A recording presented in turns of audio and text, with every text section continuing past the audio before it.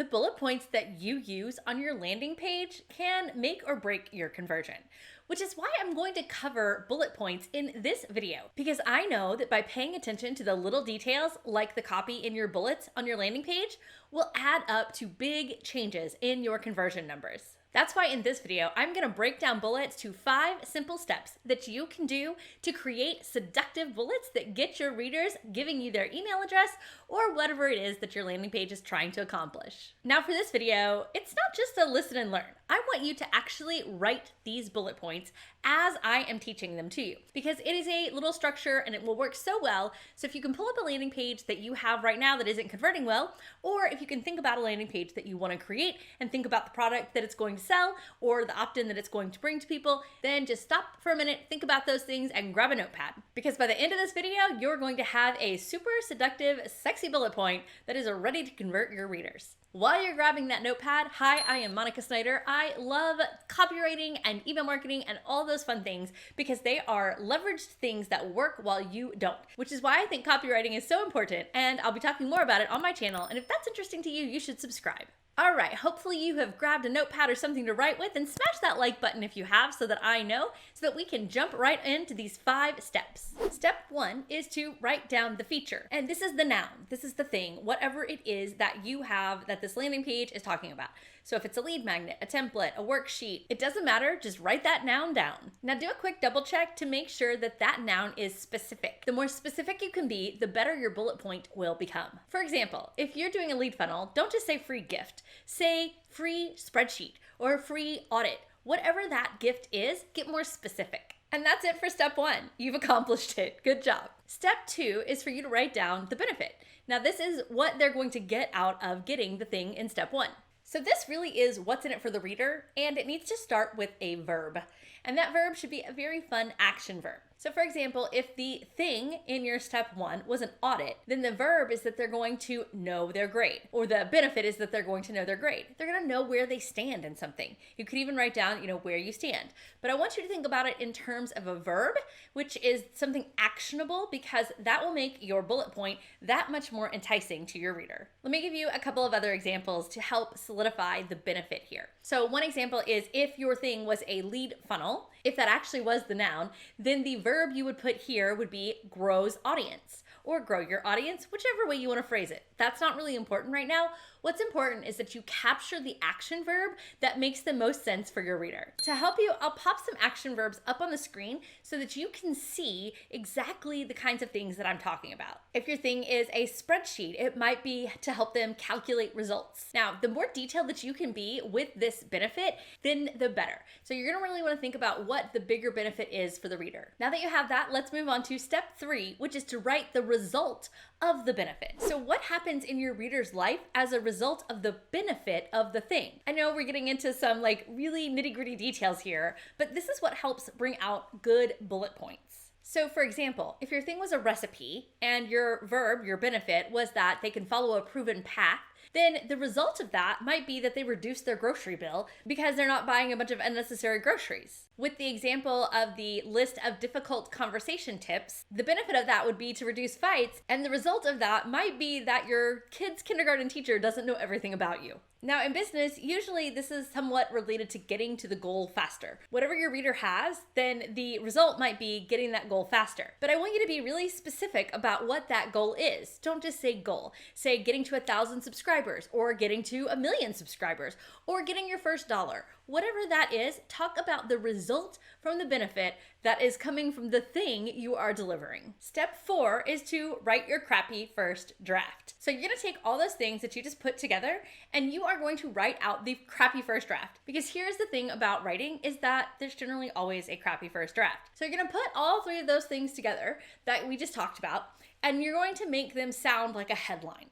And the reason that we want it to sound like a headline is because, well, headlines work and they convert. So for example, on that recipe example I've been using, the recipe is the noun that we figured out in step 1. The benefit of that is that they're following a proven path, and the result is that they are going to be able to reduce their grocery costs. So your crappy first bullet draft might be reduce grocery costs with this recipe. Let me give you some more examples, because I think just getting it out on paper is important, but hearing examples always helps me, so I'm hoping it helps you. That example we've been using with the difficult conversation list and like how to get through it, and that the benefit was that it reduces fighting, but then the result was that your kid's kindergarten teacher didn't know everything about you. Your crappy first draft might be something like the list you need to stop your kindergarten teacher from telling all your secrets, or your kid's kindergarten teacher from telling all your secrets. So just put it down, even if it's wrong. Like, I would have written that first one down and realized that I'd left out the word kid. And that's not bad because, again, this is your crappy first draft. So if you're writing that crappy first draft, go ahead and comment below, crappy first draft. Step 5 is adding the seductive, juicy content that makes it super fun to read and makes people want to convert. So there are 3 ways we do this. One is by adding power words, and I'm gonna pop up some power words on your screen that are amazing to use in bullet points. Things like enormous, epic, formula, framework, increase, decrease. All these are power words that bring so much fun to your bullet point that your reader is gonna be wanting to read it. The second part of making your bullet way more seductive and readable and exciting is to amp up the curiosity. So you can do this in a couple of ways. And one of the ways that I like to do it is by taking out that noun and replacing it with something that you know is true, but your reader doesn't quite know. So what I mean by that is something like, for the example of the recipe, you might take the word recipe out and put the simple instructions. Like, it's a recipe, and a recipe is also simple instructions, but simple instructions sound better sometimes than a recipe. Or for those difficult conversation tips, you might want to write the secret words.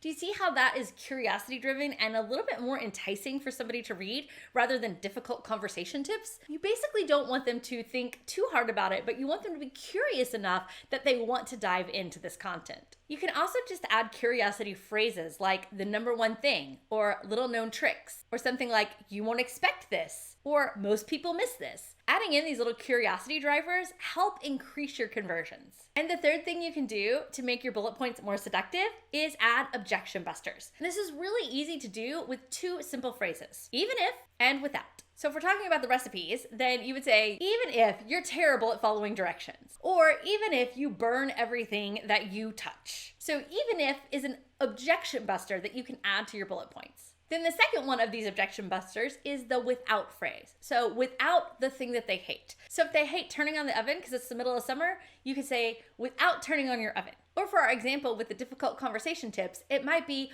without hurting your feelings, or without hurting your friend's feelings, or without hurting somebody else's feelings. It's just without something that they do not like. So now you're gonna put it all together and you're going to have your amazing bullet point. So I'm gonna give you a few examples of how I would write that first recipe one, because I think that it's fun to see the different examples and how your creativity comes into play and can use this. So the first example is the secret recipe used to reduce grocery costs even when feeding a family of 6. So you see how I used the even as the objection buster? And the secret recipe amps up the curiosity, but I'm still using what it is and the result of the benefit. But if you'll notice, I left out the actual benefit, which was to follow a proven path. So a second example for the same bullet point is the number 1 proven path to reduce grocery costs, even if you shop at Whole Foods. So even if, again, is that objection buster. And you see how I put Whole Foods in there because if you are around a Whole Foods, it's a grocery store that is considered very expensive.